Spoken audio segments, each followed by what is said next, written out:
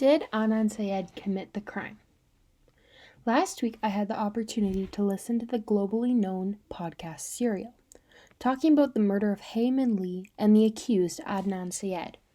The podcast was released 14 years after the crime had been committed.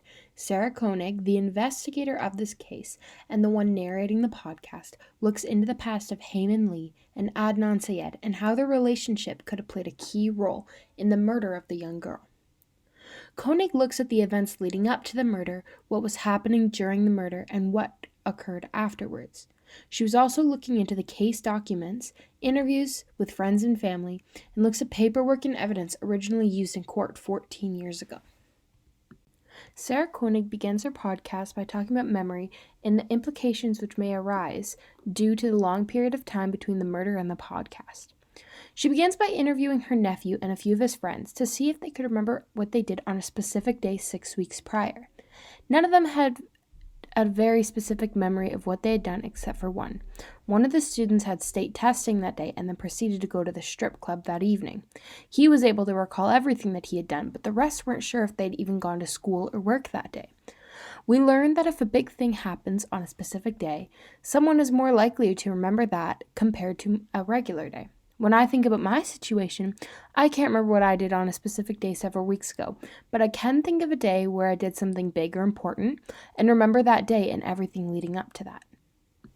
So when investigating this case, we began to understand the issues which may arise in the credibility of some of the stories being told through the podcast.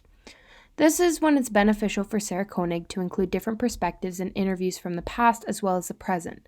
From the past was when the case was originally being investigated in 1999, and then the present was when it was actually being filmed and recorded for the podcast, so beginning in 2014.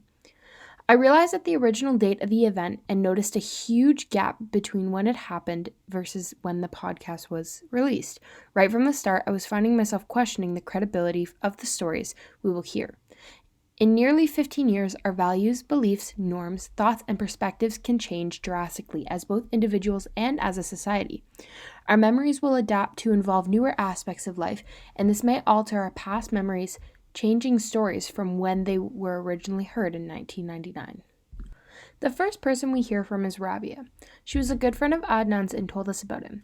He was apparently seen as the golden child in the community. She said he was an honor roll student, a volunteer EMT. He was on the football team. He was a star runner on the track team. He was a homecoming king. He led prayers at the mosque. Everybody knew Adnan to be somebody who was going to be something really big. Sarah Koenig then decided to look into that information. We learned that Rabia had stretched the truth a little bit when talking about Adnan and everything that he had done. Because Koenig's investigation was done a long time after his teenage life, perhaps Rabia was a little confused, or she was too invested in him and that's how she saw him. When we love and care about someone, it's easy to stretch the truth, and this may influence how we see them. Next, we heard from Jay. Jay's story was one of which we heard going against Adnan's. The two had been good friends through high school and at the time of the murder. Jay was a year older than Adnan, so he was 19 at the time, and the two had been well acquainted. He also knew Heyman Lee, and the pair had several conversations together. Adnan and Jay went out to get a gift for Stephanie, Jay's girlfriend, from Jay because it was her birthday. This was on the day that Heyman Lee was murdered. After that, Jay returns Adnan to school for a portion of the day. Adnan left Jay with his car and his cell phone so that Jay knew when to come back and get him. Later that day, Hay had been murdered. Jay tells us that Adnan had done it, and Jay didn't help him with the death. Jay then proceeds to tell the detectives that he knew that Adnan was going to kill her, and Jay had even helped with burying her in the ground. He told us gruesome details about Hay and how she looked, as well as the process after she had been killed. After hearing from Jay, we have several questions. Why did Jay help with burying Hay? Why would he get himself involved in the situation when he wasn't before? Jay's perspective is the only one that we hear about in the first episode, which says that Adnan is guilty. Also, Jay was known to do drugs, so what if he was on drugs while all this was going on? What if he was on drugs while stating his story? Perhaps did drugs influence his perspective of the story, and how do we know that his story is entirely credible? After hearing from Jay, I'm puzzled. At this point, there was more leaning towards that Adnan had done it versus if he hadn't But if this is the case, why would Sarah get involved? The last perspective which I'm going to talk about is Asia's. In the first episode, Asia is Adnan's one alibi. She had written a letter to him after he had been put in jail, stating that she saw him in the library and had a conversation with Adnan. She was one alibi who had seen Adnan that day and near the time of death. She was sticking up for him, but she was never questioned in court. The court never considered what she said and had ignored it as if her perspective didn't matter. This raised questions for me. If she played such an important role in this story, then why was she never questioned?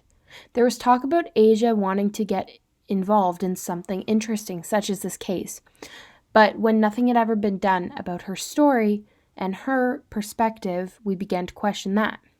When Sarah Koenig was investigating this story, she tried several different ways to get in contact with Asia, and most failed until one day they were able to have a short conversation over the cell phone. Asia stated that she still thinks about Adnan and still believes that he's innocent. Asia seems to remember details very well, seeing that it was 15 years ago, but apparently there was a huge snowstorm that day, so perhaps this made it easier for her to remember that day. Coming back to Adnan, I think that the podcast as a whole majorly influences this story and how we think of the case. I think that Sarah does show bias throughout the podcast, and she tends to show us more evidence proving that Adnan should be innocent. One other thing that we can think about is Sarah's conversation with Adnan. He explains that he doesn't remember the day all that well. His details are fuzzy, and he isn't exact with what he's saying. Maybe this is because he knows that if he's too exact with his details, it will seem suspicious and as though he's lying.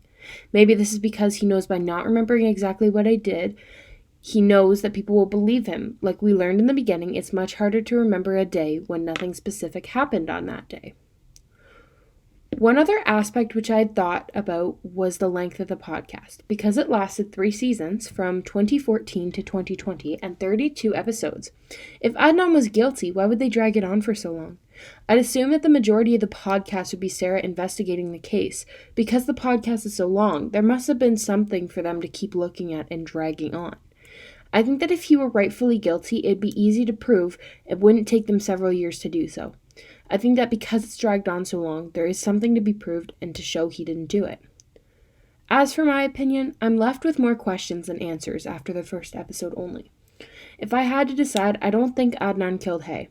I think that he was an easy target due to their recent breakup and because of the double life that everyone saw him living. To his parents, he was a sweet, perfect son, but behind their backs, he went to parties, drank, smoked, and did typical teenage things. He clearly had gotten good at lying, but I also don't think that it was him.